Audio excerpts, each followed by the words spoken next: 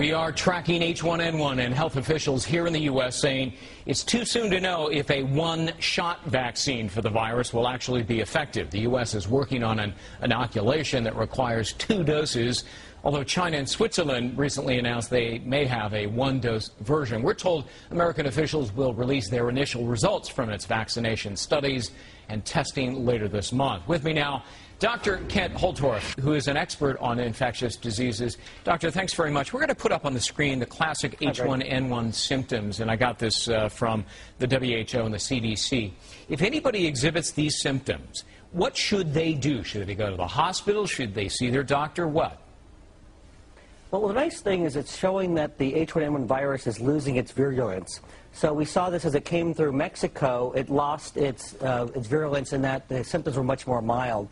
And that's what seems to be happening as it's making its way back through as a seasonal flu.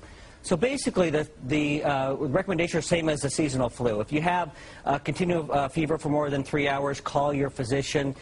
If you have recurrence of fever after it goes away, if you have a high risk, including small children, consider calling your physician. Yeah. If you do have, let's say, a kid turns blue, has blue fingernails, go to the emergency room. But it's really, there's no difference between who to take to the emergency room or to the doctor versus a seasonal versus a swine flu. In fact, if you had to choose, you'd probably choose at this point the swine flu over the regular seasonal flu. Is that right? All right, now what do you think of the vaccination? You know, I have more concern about the vaccine than I do about the swine flu.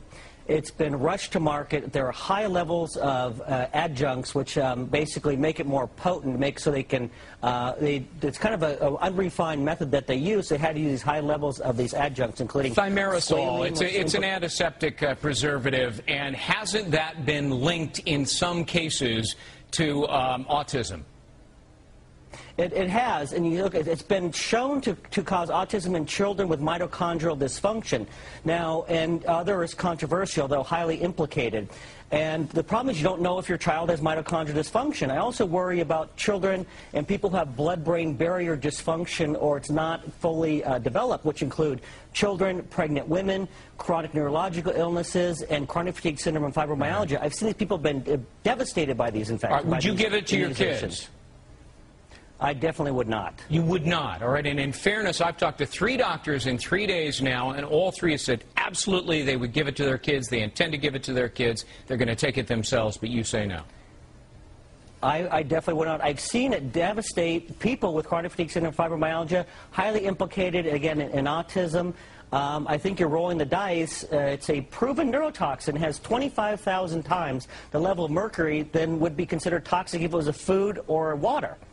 Right. And levels get up, serum levels up to 100 times the toxic level. It's too big of a risk. All right.